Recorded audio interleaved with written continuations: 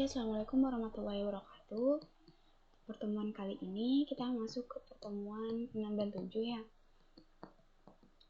Oke, yang akan kita pelajari hari ini yaitu bentuk umum fungsi, terus mendefinisikan fungsi secara langsung, deklarasi dan definisi fungsi, fungsi dengan satu parameter, fungsi dengan lebih dari satu parameter, dan fungsi yang mengembalikan nilai. Jadi seputar fungsi ya untuk pertemuan hari ini.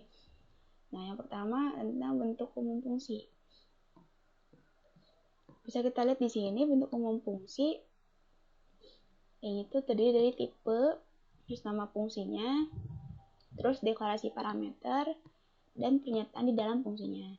Tapi tidak semua fungsi mempunyai deklarasi parameter ya. Jadi di sini tuh kalau misalnya fungsinya itu tidak diperlukan inputan ke dalam fungsi tersebut, maka tidak harus menuliskan deklarasi parameternya kayak gitu.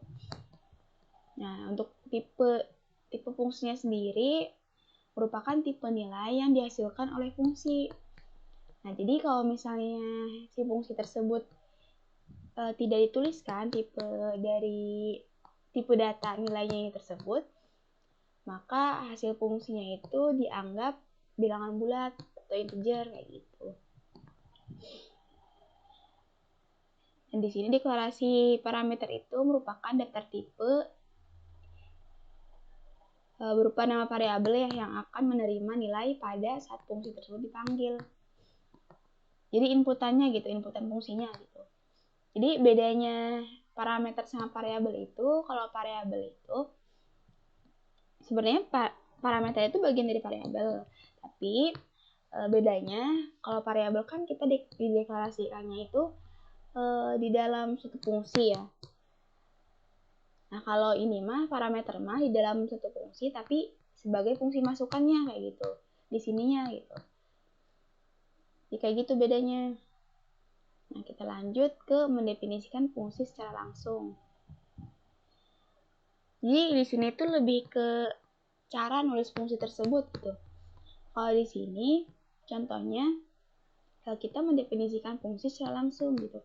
Jadi si fungsi tersebut langsung kita tulis di awal program sebelum fungsi main atau fungsi utama. Jadi di sini tuh fungsi di sini tuh ada fungsi main atau fungsi yang bawaan dari program C++-nya gitu. Nah, tapi di sini kita juga bisa mengcustom gitu, membuat sendiri fungsi yang kita mau. Nah, cara membuatnya pertama itu caranya dengan mendefinisikan langsung fungsi tersebut sebelum fungsi main gitu, fungsi main di dalam programnya kayak gitu. Sebenarnya fungsi itu ada fungsi utama atau fungsi main, ada fungsi yang sudah ada di standar library-nya atau di IOStream ini. Berarti tinggal dipanggil doang kalau di sana mah, kalau fungsinya sudah ada di IOStream mah. Nah, ada fungsi yang custom gitu. Fungsi yang kita bikin terlebih dahulu, nah nanti fungsi tersebut akan kita panggil di dalam fungsi main kayak gitu. Jadi tiap kali kita butuh program yang ada di dalam fungsi ini, nanti nama fungsinya tersebut dipanggil kayak gitu. Jadi bisa dipanggil berulang kali gitu. Jadi tidak harus mencantumkan codingannya itu berulang kali di fungsi main ini kayak gitu. Oke. Nah, coba kita running aja biar kelihatan. Kita running contoh yang tadi.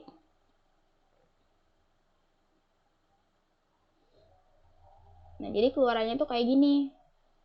Jadi di sini fungsi garis atau void garis ini menyimpan codingan cout strip kayak gini kan, codingan garis kayak gini.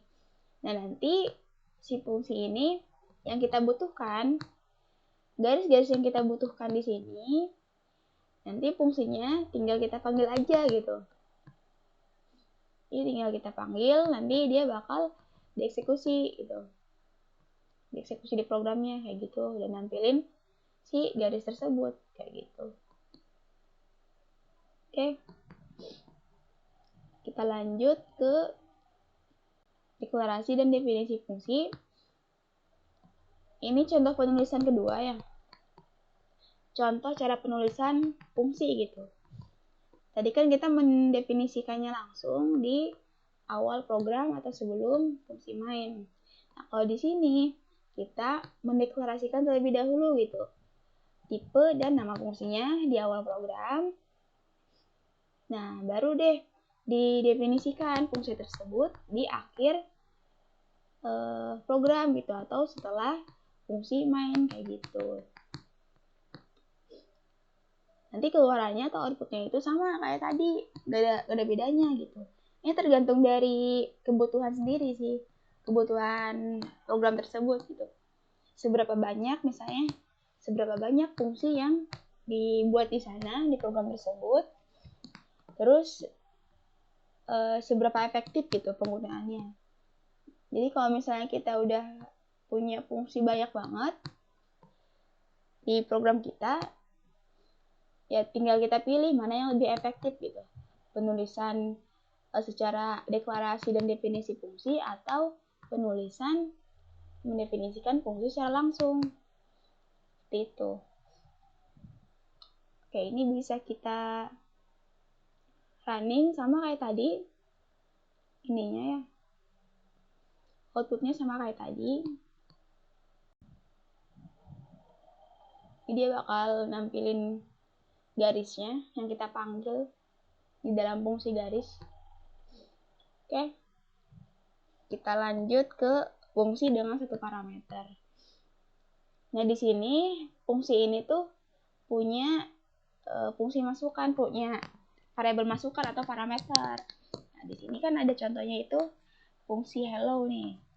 Nah, di mana di fungsi hello itu harus kita masukkan dalam pemanggilan fungsinya di dalam fungsi main ini, harus kita masukkan nilai parameternya gitu. Di sini kan tipe data parameter nih. Jadi si parameter itu harus dituliskan juga tipe datanya. Apa nih? Tipe data apa nih yang mau di inputkan di fungsi tersebut kayak gitu. Di sini ada tipe data string ya, string nama. Jadi di sini yang kita inputkan ketika fungsi hello ini dipanggil yaitu berupa string gitu, nama gitu. Saya Budi di sini. Nah, nanti di sini didefinisikan fungsinya. Di bawah fungsi main ini didefinisikan fungsi hello tersebut. Nah, didefinisikan, maka di dalamnya itu terdapat contoh codingan cout hello nama gitu. Jadi kalau misalnya kita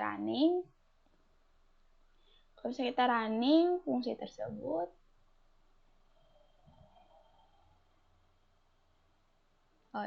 salah, fungsi dengan satu parameter. Oke. Nah, kita running fungsi tersebut. Nah, nanti di sini bakal nampilin hello Budi atau hello nama yang kita inputkan di fungsi main ini kayak gitu. Kayak gitu, jadi tergantung dari inputan namanya gitu. Ini juga sebenarnya bisa kita panggil beberapa kali ya si fungsi ini. Misalnya di sini hello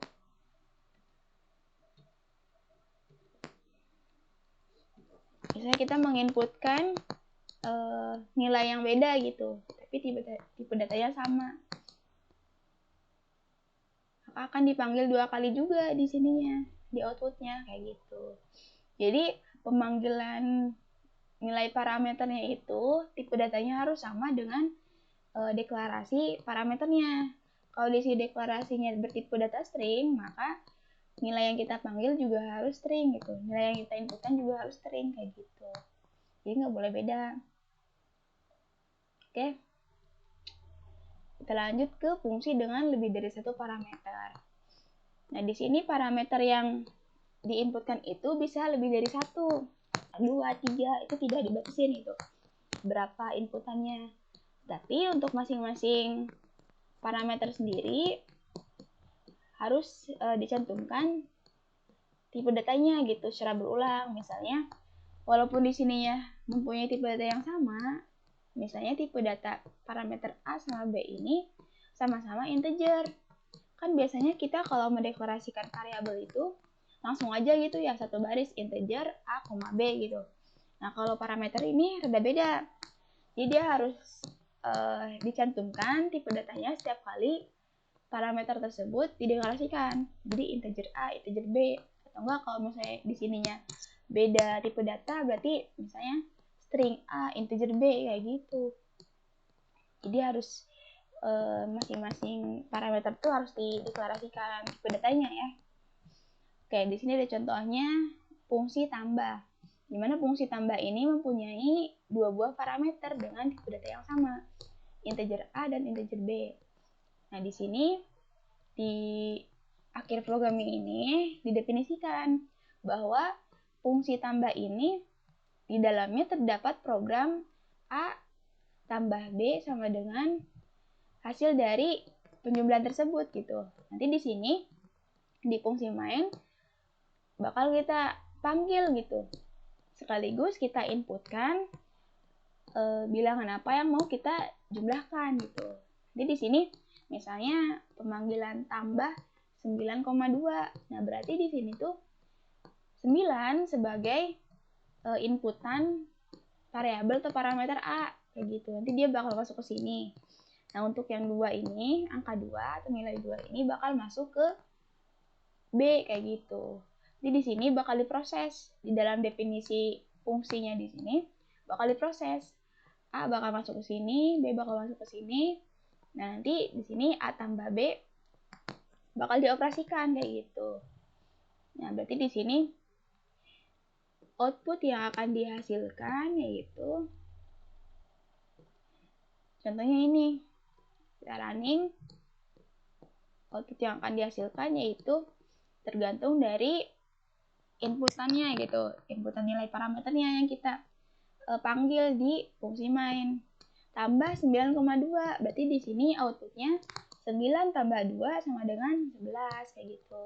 Begitu juga dengan tambah 10,5, berarti di sini 10 itu sebagai A, nanti bakal masuk ke A. 5 sebagai B, bakal masuk ke B.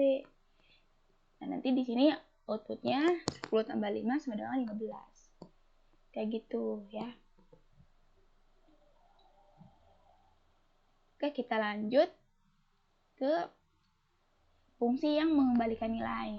Nah, di sini fungsi tersebut bisa mengembalikan nilai gitu. Ciri fungsi tersebut mengembalikan nilai yaitu terdapat return di akhir fungsinya kayak gitu.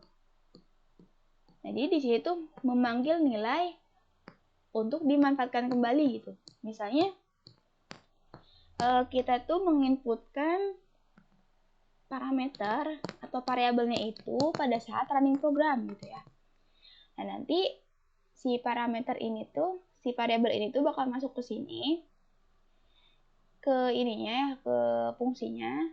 Nanti bakal kita panggil lagi gitu hasilnya, hasil dari penjumlahan ini, operasi ini kayak gitu. Jadi kalau misalnya parameternya itu, nilai parameternya itu bukan diinputkan langsung secara ini, saya diinputkannya itu pas running program. Nah, berarti harus pakai pengembalian nilai kayak gitu. Nah, contohnya di sini terdapat fungsi tambah gitu kan. Fungsi tambah ini akan menghasilkan nilai berupa tipe data float. Nah, di mana parameter yang harus diinputkan ke dalam fungsi tambah ini bertipe data float untuk parameter A dan bertipe data integer untuk parameter B. Nah, nanti di sini didefinisikan itu. Fungsi tambah ini mengembalikan nilai apa? Return A tambah B. Dia mengembalikan hasil dari penjumlahan A tambah B. Kayak gitu. Nah, nanti di sini di fungsi main ini akan dipanggil gitu ya. Nilainya itu berapa? Nah, pertama kita masukkan dulu nilai pertama. pada saat running program, terus memasukkan nilai kedua juga. Nanti hasilnya itu di sini bakal masuk nih. Nilai variabel yang disimpan di sini tuh bakal masuk ke sini. Nah, tapi di sini tuh si XY ini yang kita panggil di fungsi main akan dianggap sebagai parameter A dan B di definisi fungsi tambah kayak gitu. Jadi di sini tuh deklarasi parameter yang terdapat di fungsi tidak harus sama gitu.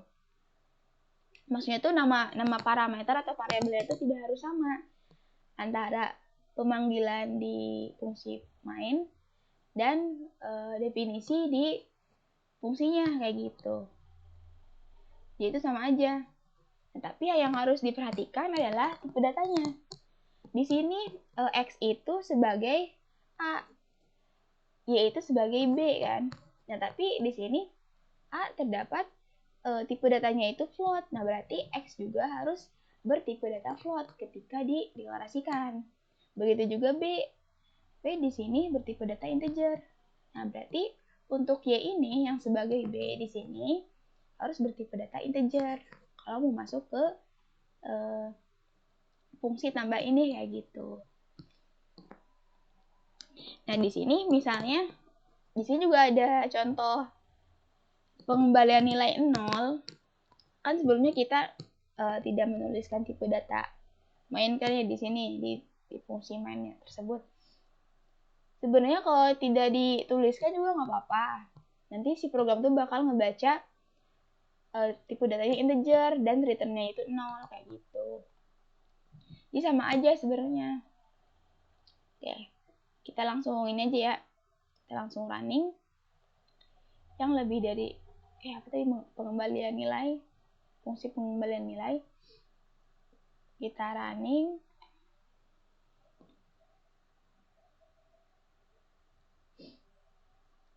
Kita masukkan nilai yang pertama, nilai yang kedua. Nanti hasilnya bakal diproses sama dengan 22 kayak gitu. Jadi kita di sini tinggal memanggil fungsinya aja gitu untuk menjumlahkan antara X dan Y atau bilangan pertama dan bilangan kedua yang kita inputkan ketika running program kayak gitu. Nah, di sini untuk integer main returnnya 0 itu, jadi itu return itu untuk menghentikan return 0. Kalau return 0 itu untuk menghentikan akhir dari fungsi tersebut gitu, proses fungsi tersebut kayak gitu. Jadi tergantung ininya gitu. Misalnya di sini return 0 berarti proses return 0 di sininya. Kalau di sini return 1 misalnya,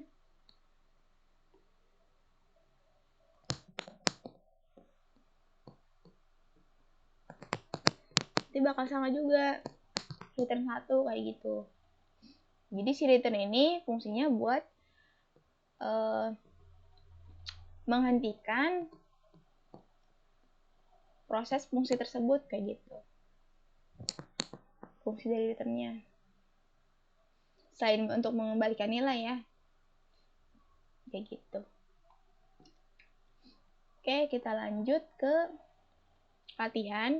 Nah, di sini ada latihan di mana kita tuh disuruh untuk buat sebuah program kalkulator dengan variabel input yaitu nama kita gitu ya. Terus 2 buah angka yang akan dioperasikan serta jenis operasinya. Misalnya di sini kan ada operasi pertambahan, pengurangan, dan perkalian. Nah, yang masing-masing operasi tersebut disimpan dalam bentuk fungsi. Nah, jadi dibikin dulu gitu fungsinya. Fungsi tambah, fungsi kurang, fungsi kali, kayak gitu. Nah, setelah program dijalankan, terdapat pilihan untuk mengulanginya lagi. Nah, berarti di sini terdapat program looping, kayak gitu ya. Program loopingnya kayak gitu. Jadi loopingnya itu pilihan untuk mau mengulangi lagi atau enggak kayak gitu programnya. Kalau kayak gini berarti kita pakainya looping do while kayak gitu.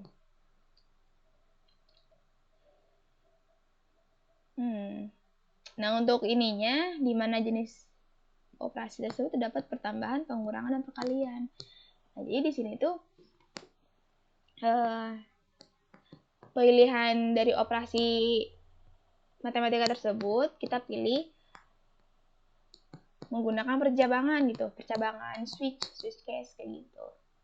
Nanti contoh outputnya kayak gini, kan masukkan nama dulu gitu ya, terus kita masuk ke operasi kalkulatornya, ada pertambahan, pengurangan, perkalian. Jadi di sini kita masukkan bilangan pertama, bilangan kedua, terus masukkan operasi berdasarkan nilai ini ya. Jadi operasinya itu nomor 1, kalau kita masukkan nomor 1 berarti untuk operasi pertambahan. Kalau kita masukkan nomor 2 berarti kita melakukan operasi pengurangan. Nomor 3 perkalian kayak gitu. Nanti bakal diproses hasilnya. Sekian. Nanti di sini bakal ada pilihan hitung lagi atau enggak kayak gitu. Nanti kalau misalnya menginputkan Y berarti ulangi lagi kayak gitu. Sama kayak minggu kemarin ya. Ini tuh pengulangannya. Oke, codingannya bisa kita lihat di sini.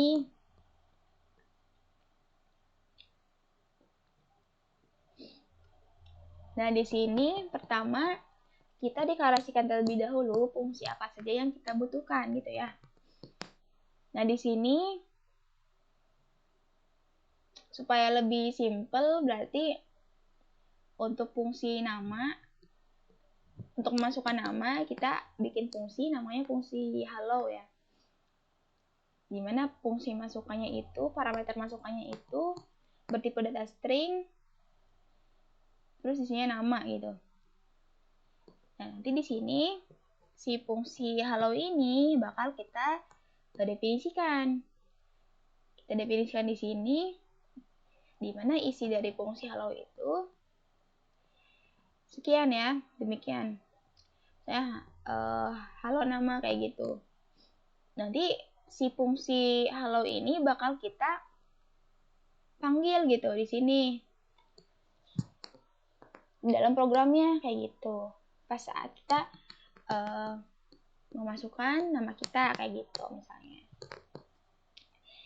Terus di sini ada fungsi tambah, di mana fungsi tambah ini bertipe data integer dan parameternya itu bertipe data integer juga gitu. Nah, ini untuk nama parameternya untuk masing-masing fungsi itu bisa sama ya. Misalnya di sini kita menggunakan di fungsi tambah ini menggunakan A dan B.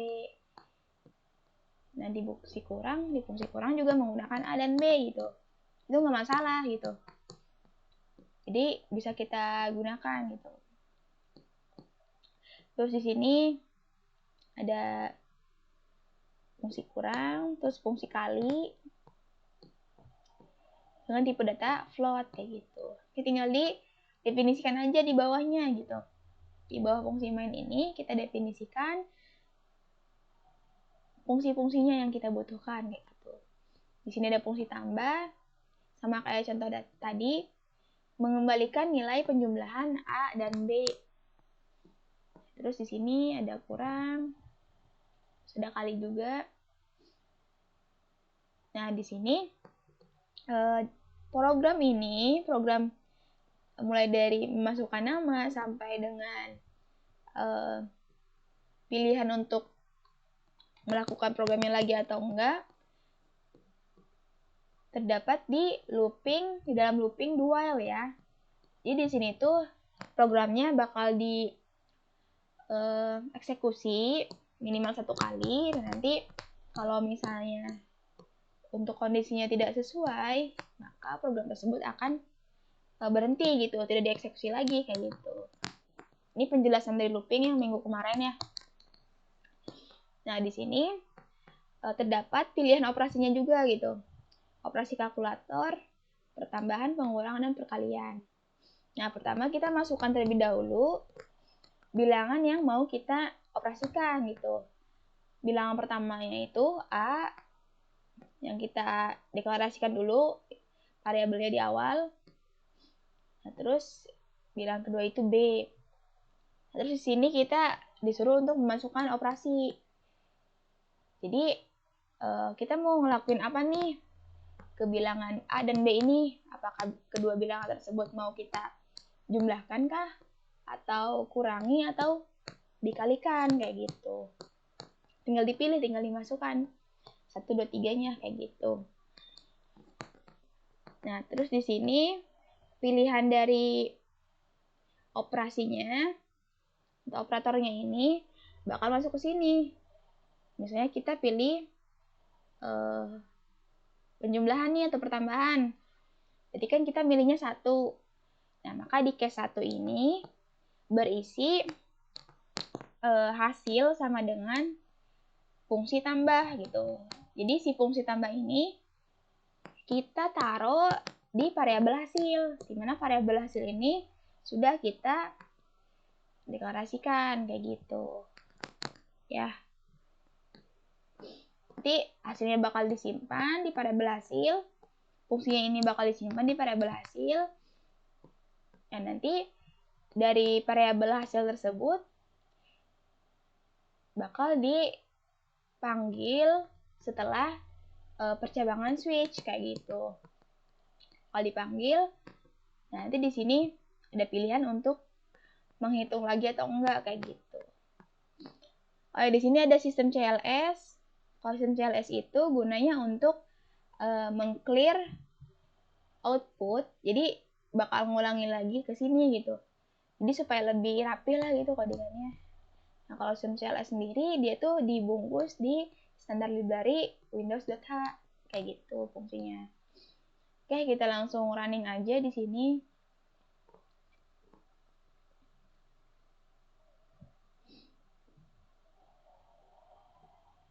Nah, di sini kita masukkan namanya. Enter. Nah, di sini kita masukkan bilangan yang pertama, bilangan yang kedua. Nah, kita masukkan operasinya. Mau pilih 1, 2, atau 3. Misalnya kita mau melakukan perkalian, berarti 3. Berarti hasilnya itu, nanti di sini kalau misalnya kita masuk ke case 3, berarti si hasil itu bakal disimpan atau berisi fungsi kali gitu. Nah, nanti si ininya tuh, bilangan pertama yang kita masukkan ini bakal masuk ke A, variabel A. Nah, ini yang bilangan yang kedua bakal masuk ke variabel B, gitu. Nah, nanti di fungsi kali tersebut bakal diproses atau di return. Dikembalikan gitu nilainya tuh. Return A kali B, nanti ditampilkan hasilnya itu berapa. Di sini dipanggil hasilnya kayak gitu. Kayak gitu ya. Oke, terakhir ini ada tugas buat kalian. Tugasnya itu mencari contoh program C++ yang menerapkan fungsi di dalamnya gitu. Programnya bebas, fungsinya juga bebas, tapi setiap mahasiswa harus berbeda gitu ya. Harus berbeda, entah itu fungsinya atau variabelnya misalnya. Jadi harus beda lah ya, harus ada yang dibedakan, jadi nggak sama persis. Nah, nanti untuk kode tugasnya ini dikumpulkan di e-learning lab. Untuk format pengumpulannya itu berupa PDF. Jadi kalian screenshot codingannya, search code-nya, sama running programnya gitu atau outputnya kayak gitu. Jadi taruh dalam bentuk PDF. Deadline pengumpulannya itu berarti minggu depan, tanggal 15 Desember jam 23.59, hari Selasa ya. Oke, itu aja praktikum hari ini. Assalamualaikum warahmatullahi wabarakatuh.